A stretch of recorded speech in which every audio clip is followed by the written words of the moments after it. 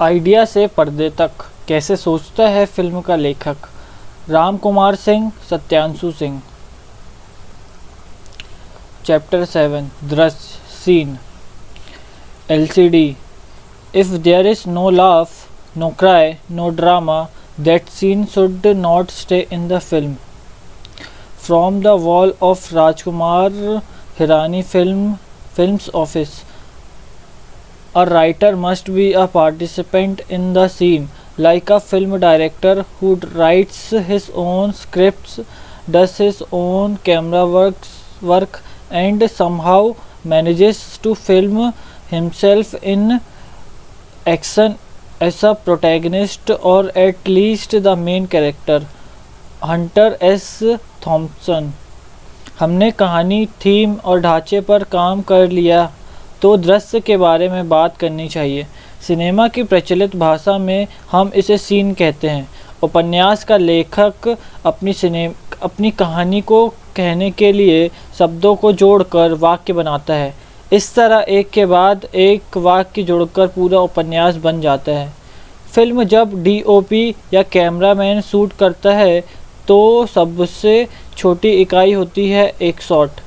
एक शॉट को जोड़कर निर्देशक और संपादक एक फिल्म को पूरा करते हैं। लेकिन जब आप पटकथा लिख रहे होते हैं तो शॉर्ट्स में नहीं लिख सकते, उसे शॉर्ट्स में लिखना भी नहीं चाहिए। आपके लिए सबसे छोटी इकाई सीन है। एक सीन में बहुत से शॉट्स हो सकते हैं। एक सीन अपने आप में एक संपूर्ण इकाई है।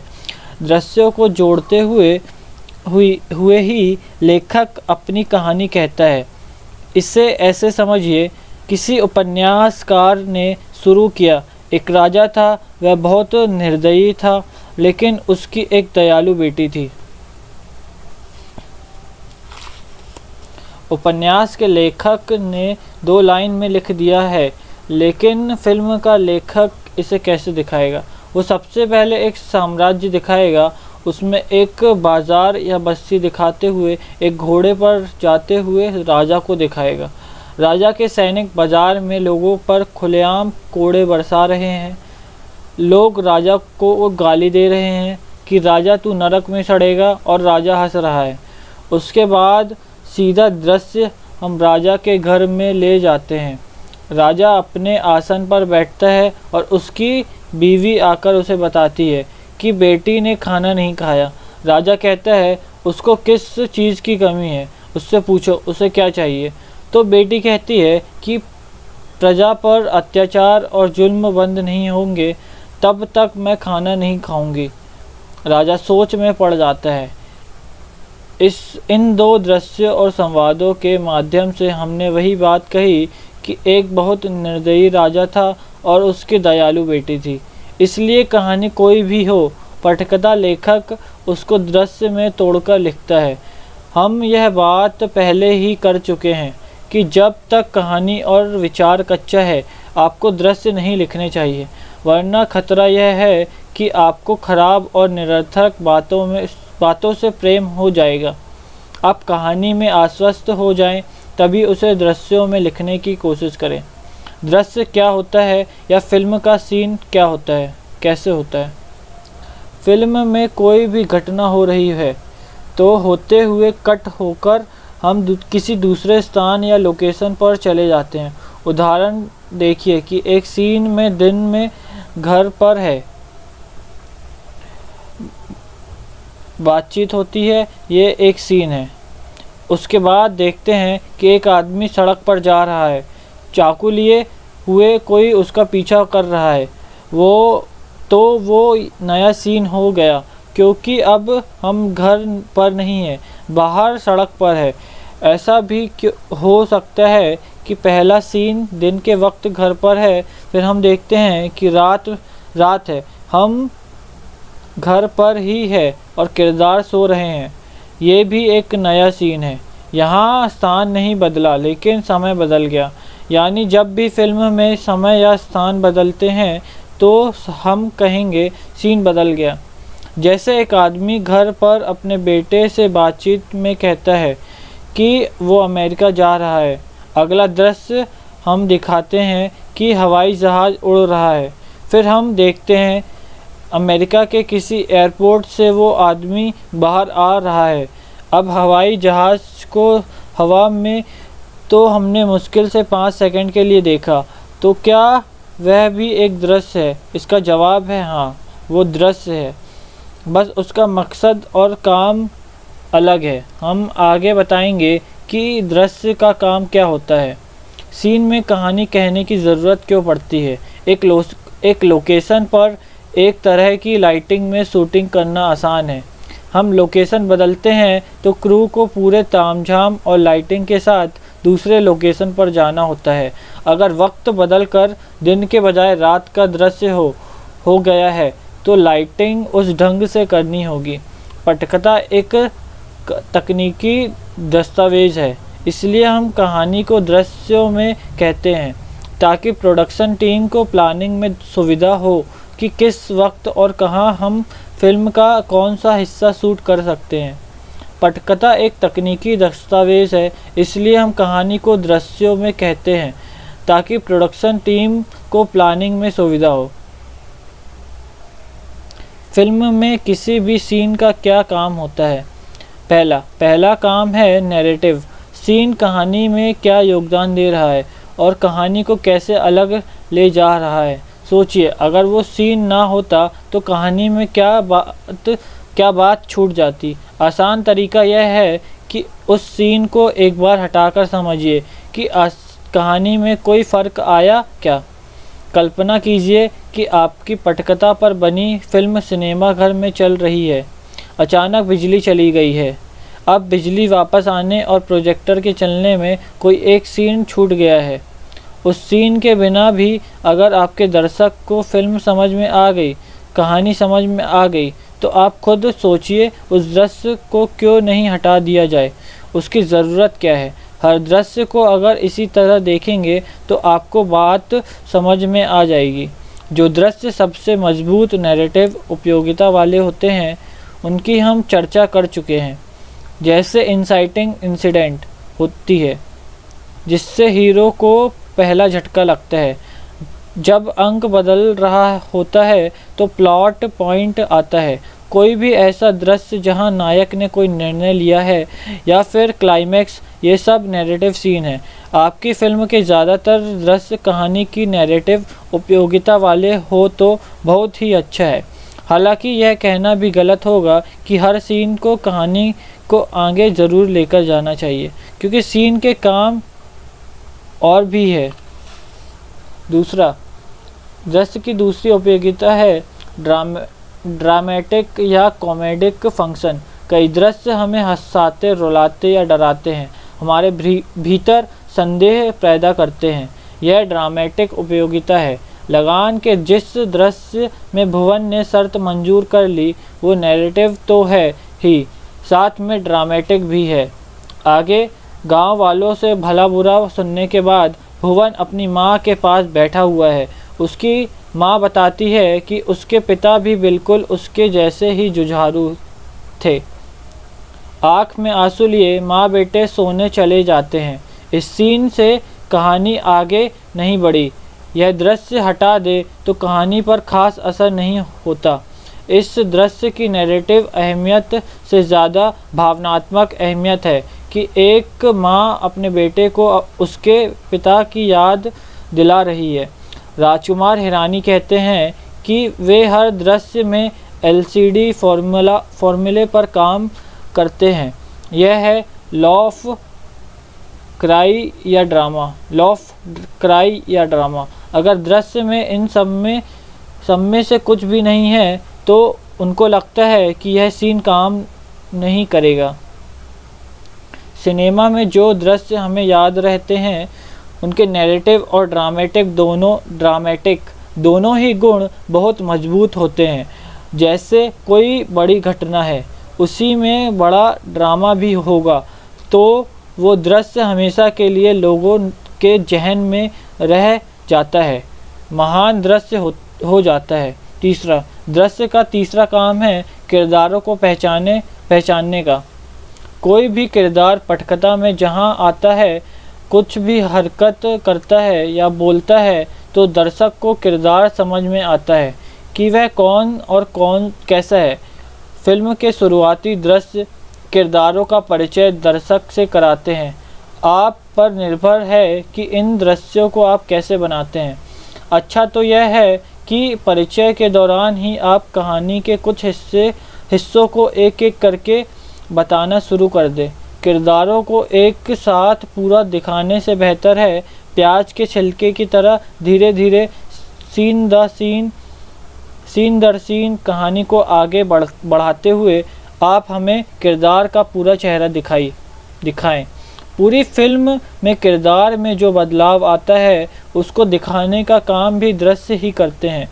कई बार किरदार अपने अतीत से रूबरू होता है तो दृश्य ही हमारी मदद करता है। दृश्य का चौथा काम है एक्सपोजिशन। जो कहानी हमारे सामने चल रही है उसकी बैक स्टोरी में कोई घटना हुई हो जो दर्शक को बताना ज़रूरी है, वो बताई जाए। दृश्य का चौथा काम है एक्सपोजिशन। जो कहानी हमारे सामने चल रही है उसकी बैक स्टोरी में कोई घटना हुई है जो दर्शकों को बताना ज़रूरी है, वो बताई जाए। फिल्म शुरू होने के पहले की कोई बात किरदार के संवाद के माध्यम से दर्शक तक पहुंचाना एक्सपोजिशन है। मान लीजिए नायक ने किसी आदमी को काम सौंपा कि जाओ यह जानकारी लेकर आओ। वो वापस लौटकर आता है। जो जानकारियाँ उसने जुटाई है उन्हें तो हमने नहीं देखा, वो सब तो पर्दे के पीछे ही घटित हुआ है। वो जो नायक को बताता है वो भी एक्सपोजिशन है, यानी कोई भी ऐसी घटना जो हमारी आँखों के सामने घटित नहीं हुई है लेकिन बाद में पर्दे पर बताई जाती है, चाहे वो फ्लैशबैक में हो या संवादों के माध्यम से हो, वह एक्सपोजिशन है। ऐसे दृश्यों में समस्या तब होती है जब दो किरदार किसी भी घटना के बारे में पहले से जानते हैं और सिर्फ दर्शक को बताने के लिए वो बात कर रहे हैं। लेखक ऐसे में नज़र आने लगता है और लेखन खराब लगता है। जैसे एक किसान घर आता है, पत्नी से पूछता है कि क्या बात है, आज खाना क्यों नहीं बना। किसान की पत्नी कहती है, तुम्हें तो पता है कि बारिश नहीं हुई, घर पर अनाज खत्म हो गया, तुम्हें तो पता है कि हमारी बकरी मर गई। ऐसा लगता है कि जब सब कुछ उसको पता है तो वह क्यों बता रही है। सामान्य जीवन में वह स्त्री पति के सवाल पूछते ही रोने लगेगी, लेकिन खराब लेखक ऐसा करेंगे कि उसके मुंह से कहलवाएंगे कि बारिश नहीं हुई। ऐसे दृश्यों में लेखक को बहुत सावधान रहने की ज़रूरत है। एक्सपोजिटरी दृश्य में दूसरी ज़रूरी और ख़ास बात यह है कि आपको एक्सपोजिशन अर्जित करना पड़ेगा। आपको शुरुआत में ही जल्दी से बातें बताने की ज़रूरत नहीं है। कहानी शुरू कर दीजिए, कोई ज़रूरी नहीं कि आप कहानी को रोकें और यह बताएं कि पीछे क्या हुआ था। यह इस माध्यम की अच्छी बात है कि आप कहीं पर भी आप अपनी बात कह सकते हैं बिना कहानी के प्रवाह को बाधित किए हुए, क्योंकि दर्शक वर्तमान में कहानी देखना चाहता है।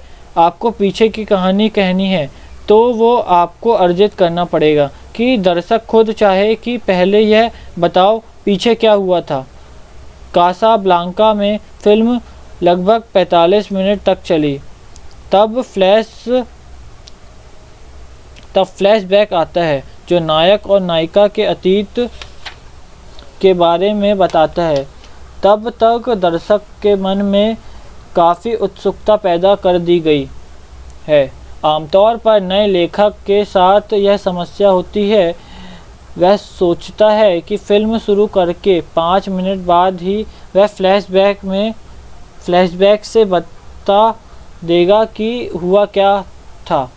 फ्लैशबैक उपन्यास में उस तरह से नहीं आता। हालांकि ऐसा नहीं है कि आप ला नहीं सकते।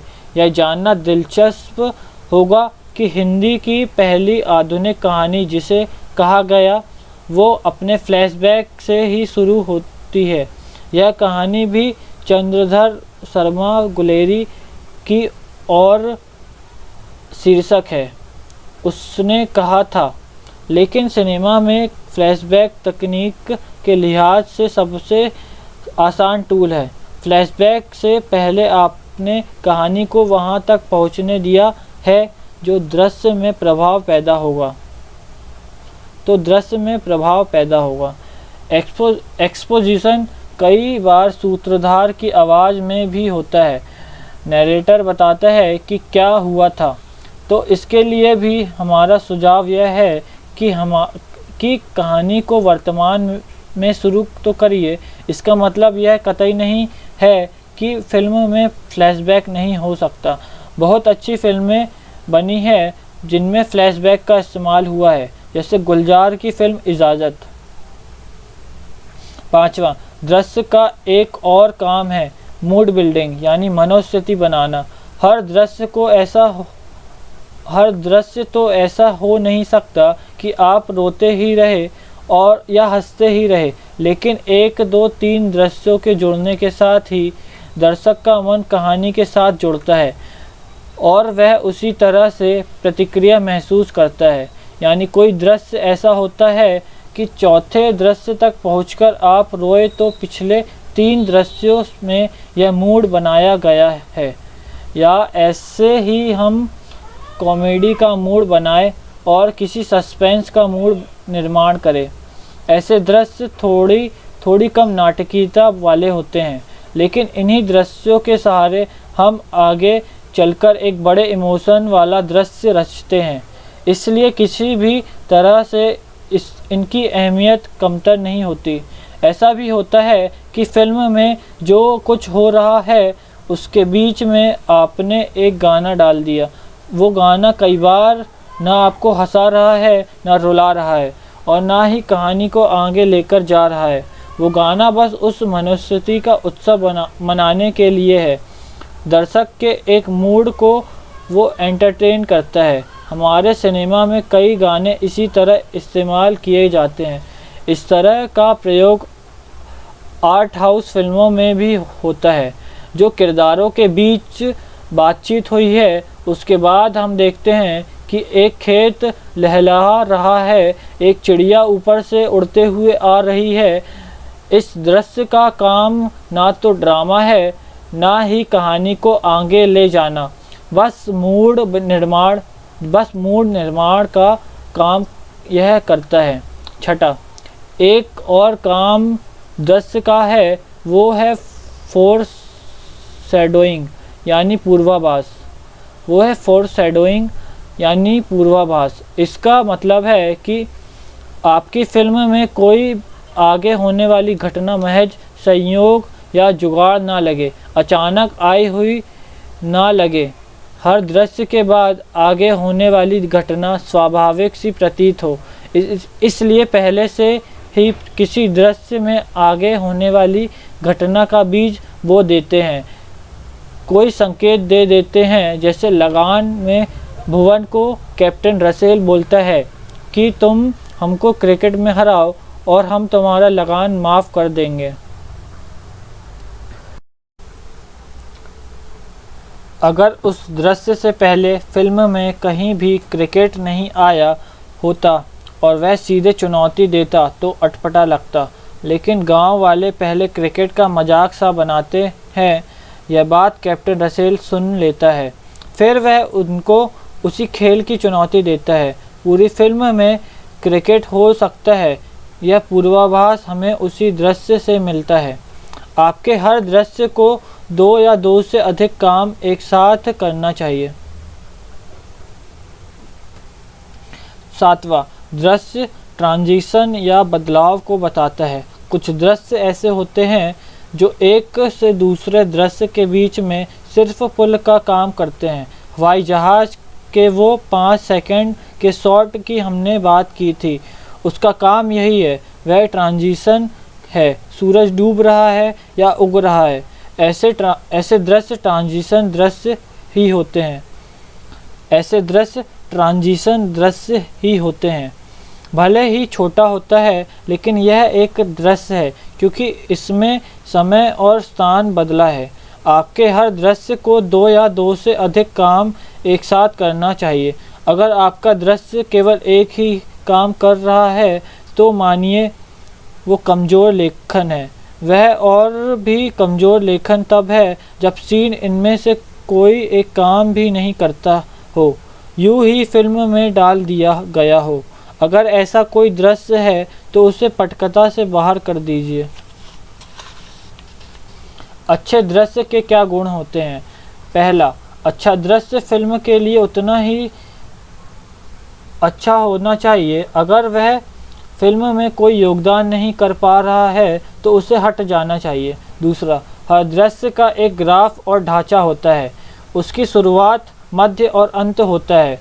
जिस तरह से हम पूरी पटकथा में शुरुआत, मध्य और अंत का फॉर्मूला इस्तेमाल करते हैं, हर दृश्य में भी करने की पूरी कोशिश करनी चाहिए। तीसरा, दृश्य में हमें वो ही लिखना है जो नज़र आ रहा है। जो नज़र नहीं आ रहा है वो नहीं लिखना है। हम नहीं लिख सकते कि खिड़की पर खड़ा किरदार सोच रहा है कि उसके जीवन में कितनी समस्याएं आ गई है, उसका रोने का मन कर रहा है। यह विवरण नहीं लिखना। हमको सिर्फ वो एक्शन लिखना है जो आँखों के सामने घटित हो रहा है। तो आप बस इतना लिख सकते हैं कि किरदार खिड़की पर खड़ा कुछ सोच रहा है, परेशान दिख रहा है। चौथा, दृश्य वर्तमान काल में लिखा जाता है जिसमें ता है, ती है, ते है आदि इस्तेमाल होता है।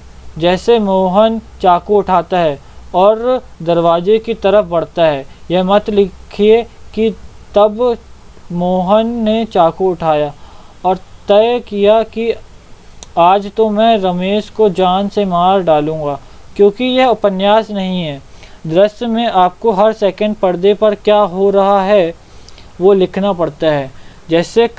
जैसे आदमी कमरे में आता है, लाइट जलाता है, एक नज़र मारता है, फिर खिड़की की तरफ जाकर पर्दा हटाता है, घूमकर देखता है तो मेज़ पर उसे एक लिफाफा दिखता है। वह उत्सुकता से मेज़ की तरफ बढ़ता है। वह लिफाफा उठाने को होता ही है कि खिड़की का कांच टूटने की आवाज़ आती है, गोली की आवाज़ आती है। वह तेज़ी से बिस्तर की ओर लेट जाता है। कहने का अर्थ यह है कि जो पर्दे पर हो रहा है वो हर सेकंड लिखना है। यह कितने विवरण के साथ करना है, इसके लिए अच्छे पटकथा लेखकों की पटकथा पढ़िए, उसी पटकथा पर बनी फिल्म देखिए। पांचवा, पटकथा लेखक कभी शॉर्ट में नहीं लिखता। कैमरा एंगल, स्लो मोशन आदि चीज़ें आपको लिखने की ज़रूरत नहीं है। यह निर्देशक और कैमरामैन का काम है। आप इस तरह लिखेंगे तो हो सकता है आपकी पटकथा कोई पढ़े ही नहीं। कोई भी समझ जाएगा कि इस लेखक को अपना काम नहीं आता, यह दूसरों के काम में अपनी टांग फंसा रहा है। पटकथा लेखक कभी शॉर्ट में नहीं लिखता। कैमरा एंगल, स्लो मोशन आदि चीज़ें आपको लिखने की ज़रूरत नहीं है। यह निर्देशक और कैमरामैन का काम है। छठवां, किसी दृश्य में जो घटित हो रहा है वहाँ आप देर से आते हैं, यानी दृश्य थोड़ी देर से शुरू होता है और ख़त्म थोड़ा पहले हो जाता है तो क्या होता? ऐसे सोचिए, मसलन एक आदमी दरवाज़ा खटखटाता है। उसकी पत्नी दरवाज़ा खोलती है।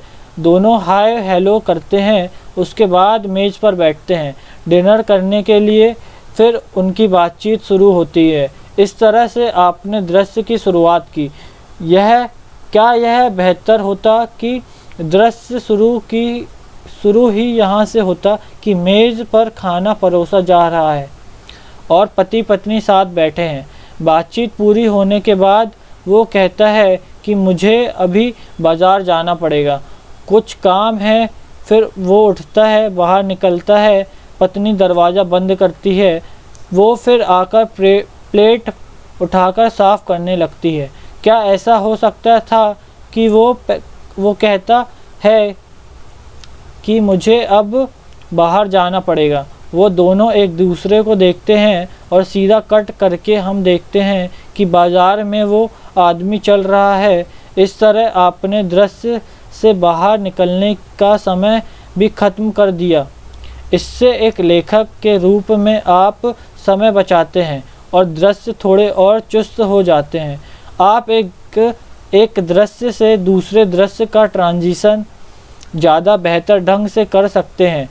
युवा और कम अनुभव वाले लेखक आमतौर पर पूरा दृश्य शुरू से अंत तक लिखते हैं, उसे अतिरिक्त लंबा कर रखते हैं। दृश्य जितने ज़्यादा चुस्त हो अच्छा है। यह ज़्यादा अनुभव काम करते हुए ही आता है।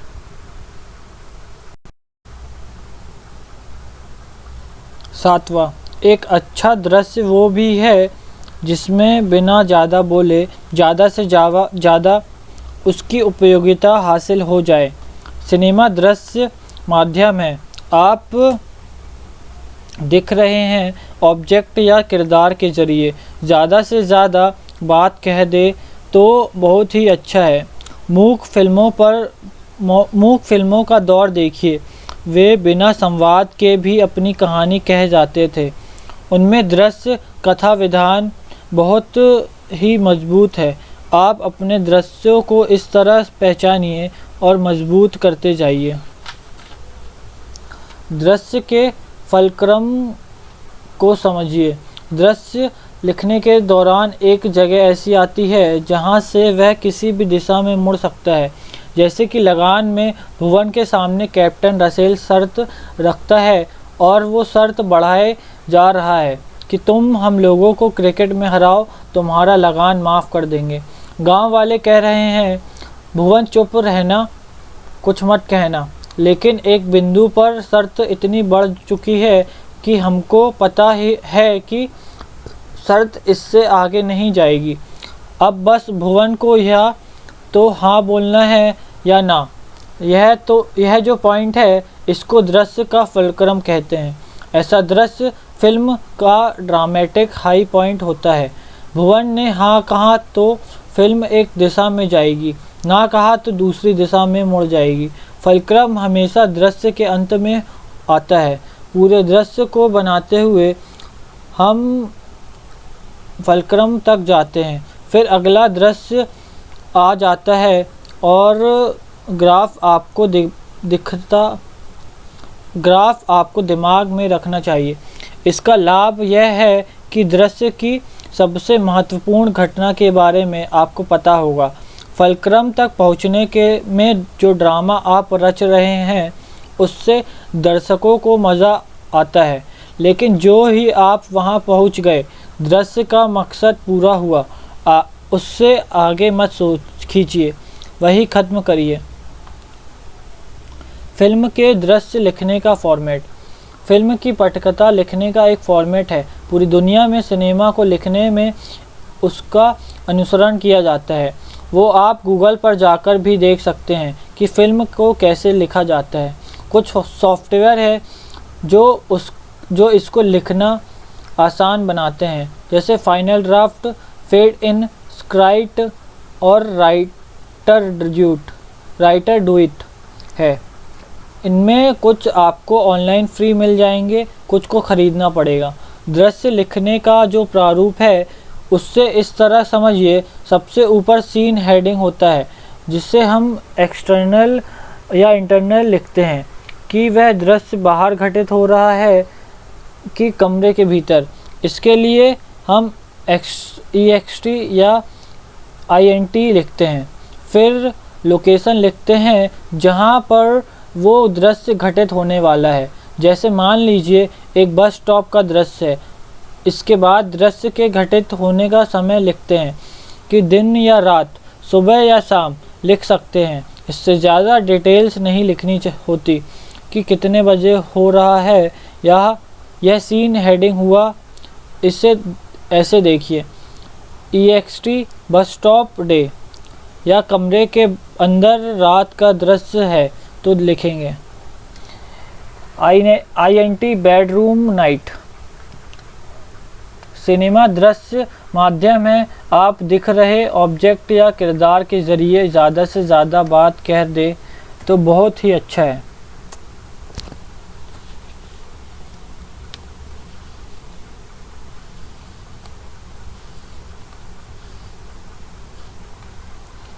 दृश्य का शीर्षक हो गया। इसके बाद हम लिखते हैं दृश्य का विवरण यानी एक्शन। इसमें वो लिखते हैं जो पर्दे पर नज़र आने वाला है और एक्टर्स कर रहे हैं या जो उनके साथ हो रहा है। उसके बाद लिखते हैं डायलॉग यानी संवाद। इसमें बीचों बीच किरदार का नाम और उसके नीचे उसका बोला गया संवाद। एक दृश्य जब पूरा होता है तो नए दृश्य का शीर्षक लिखते हैं और एक्शन और संवाद लिखते हैं। पहले ऐसा होता था कि दृश्य के अंत में कट्टू लिखकर अगला सीन शुरू होता था, लेकिन आजकल यह प्रवृत्ति कम होती जा रही है क्योंकि यह समझ में आ ही रहा है कि पहला दृश्य कट करके ही हम अगले दृश्य पर पहुंचेंगे। आप लिखना चाहे तो लिख सकते हैं, लेकिन वह अकारण जगह घेरता है। हमने सीन को मोटे तौर पर समझ लिया है, अब देखना है कि इसको व्यवहार में कैसे लाया जाए। आपने विस्तार कहानी बना ली, 5000 शब्दों में वो काफ़ी बढ़िया बन पड़ी। तो अब समय है दृश्यों की सूची बनाने का, क्योंकि अब आपको उसी कहानी को पटकथा के माध्यम से कहना है। क्रम संख्या डालते हुए हर दृश्य 1-2 लाइन में लिख ले कि वो मोटे तौर पर कैसा होगा। मान लीजिए पूरी फिल्म में करीब 80 दृश्य है, तो आपने इतने ही बिंदु लिख लिए। यह पहली बार में पूरा नहीं होगा। एक बार लिखकर पढ़ेंगे तो पाएंगे कि कुछ बातें छूट रही है, कुछ नए आइडियाज़ आएंगे। बार बार लिखने के बाद आप दृश्यों के प्रवाह को तय कर पाएंगे। यह लगभग 4-5 पेज का दस्तावेज होगा। इसे स्टेप आउटलाइन कहते हैं। यहाँ पहली बार फिल्म दृश्यों में दिखने लगती है। स्टेप आउट लिख ले तो सलाह है कि हर सीन के बगल में एक नोट लिखे कि इस दृश्य का काम क्या है। हमने ऊपर दृश्य के फंक्शन पर बात की है, वो सब लिख लीजिए। इससे समझ में आएगा कि आप कोई दृश्य फिल्म में क्यों डाल रहे हैं। इससे मजबूत और कमज़ोर दृश्यों की पहचान हो जाएगी। कुछ दृश्यों में लगेगा कि उसकी खास उपयोगिता नहीं है तो उन्हें हटा दे। कुछ जोड़ भी सकते हैं। कई बार दो दृश्यों को जोड़कर एक कर सकते हैं। दृश्यों की उपयोगिता देखने के बाद एक बार फिर देखें कि कौन से ऐसे 4-5 दृश्य हैं जिनको हटाने से भी आपका काम चल जाएगा। ज़रा मुश्किल होता है कि अपना लिखा हुआ दृश्य ही आपको अनावश्यक लगे। एक फार्मूला आप अपना सकते हैं। मान लीजिए कुल 90 दृश्य है। आप पूरे दृश्यों को मेरिट के आधार पर सूची बना सकते हैं कि कौन सा दृश्य सबसे ज़्यादा महत्वपूर्ण है। इस सूची में 86 से 90 तक के दृश्य देखिए।